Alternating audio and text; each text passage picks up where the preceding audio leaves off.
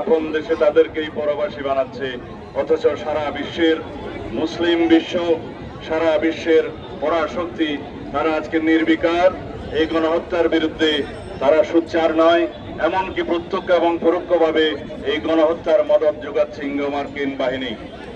আমরা তার তীব্র নিন্দা এবং ক্ষোভ জানাই এবং সারা পৃথিবীতে মুসলিম বিশ্বের যারা মোড়ল তাদের প্রতি আহ্বান জানাই, আপনারা সারা পৃথিবীতে নির্যাতিত মুসলিমদের পক্ষে আপনাদের কণ্ঠ উচ্চকিত করবেন।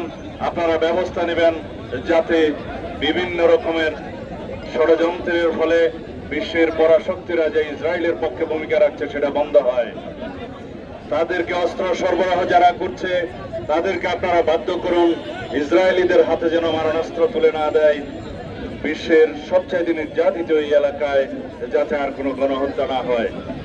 আমরা অবিলম্বে ফিলিস্তিনে, গাজায়, রাফায় গণহত্যা বন্ধ চাই।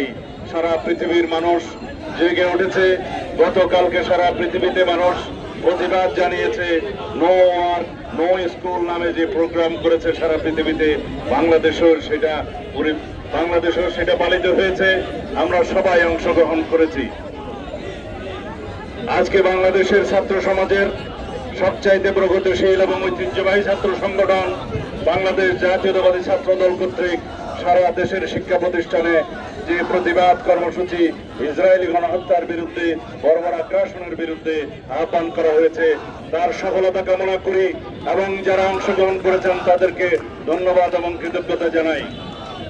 আপনারা জানেন বিগত ফ্যাসিবাদী সরকার আওয়ামী লীগ পরোক্ষভাবে ইসরায়েলকে স্বীকৃতি দিয়েছিল। কিভাবে? তারা বাংলাদেশের পাসপোর্টে ইসরায়েল ব্যতীত সকল রাষ্ট্র গমনের যে নির্দেশনা ছিল সেখান থেকে ইসরায়েল শব্দটি রিমুভ করে দিয়েছিলেন, প্রত্যাহার করে নিয়েছিলেন। তার মানে দাঁড়ায় তারা ইসরায়েলকে স্বীকৃতি দিয়েছিল, অথচ তারা বাংলাদেশের মুসলমানদের পক্ষে, সারা পৃথিবীর মুসলমানদের পক্ষে মায়া কান্নাও কান্ত। বাংলাদেশের বিরোধী রাজনৈতিক কর্মী এবং যারা ফ্যাসিবাদের বিরুদ্ধে আন্দোলন করেছে সকল গণতান্ত্রিক শক্তি, সামাজিক শক্তি সহ দেশের আপামর জনসাধারণের বিরুদ্ধে আড়ি পাতা যন্ত্রের মাধ্যমে যে নির্যাতনের তারা সূচনা করেছিলেন, সেই আড়ি পাতা যন্ত্র পেগাসাস স্পাইওয়ার সেই ইসরায়েল থেকে তারা খরিদ করেছিল এই হাসিনা সরকার। আজকে যেখানেই হাসিনা আশ্রয় নিন না কেন, বাংলাদেশের মানুষ সারা জীবন এই আওয়ামী ফ্যাসিবাদী ইসলাম বিদ্বেষী এই আওয়ামী লীগের বিরুদ্ধে এই ধিক্কার জানিয়েই যাবে যে তারা মুসলিম বিদ্বেষী, ইসলাম বিদ্বেষী, আলেম বিদ্বেষী, সারা পৃথিবীতে ইসরায়েল পন্থীদের সমর্থক ছিল। আমরা পত্রিকান্তরে যে পরিসংখ্যান পেয়েছি, 50 থেকে 60,000-এরও বেশি ফিলিস্তিনবাসী নারী, শিশু সহ যারা হত্যাযজ্ঞের শিকার হয়েছে, প্রকৃতপক্ষে সেই পরিসংখ্যান আরো অনেক বেশি।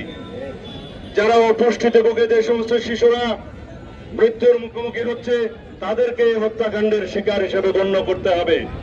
যে সমস্ত বৃদ্ধরা খাদ্যের অভাবে, বিভিন্ন চিকিৎসার অভাবে যারা মৃত্যুবরণ করছে তারাও এই গণহত্যার শিকার।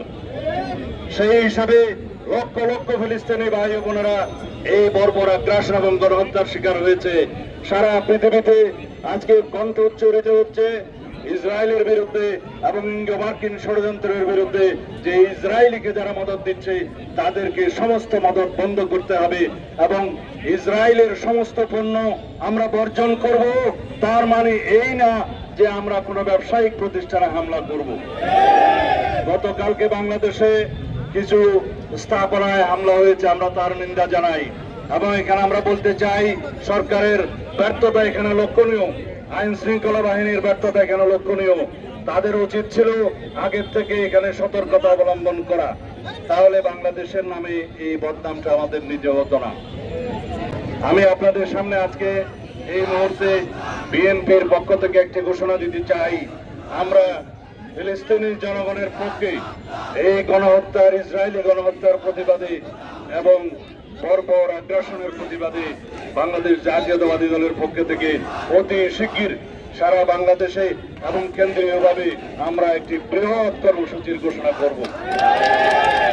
For more updates, follow us on Facebook, subscribe our YouTube channel, get the latest update on www.daily-sun.com.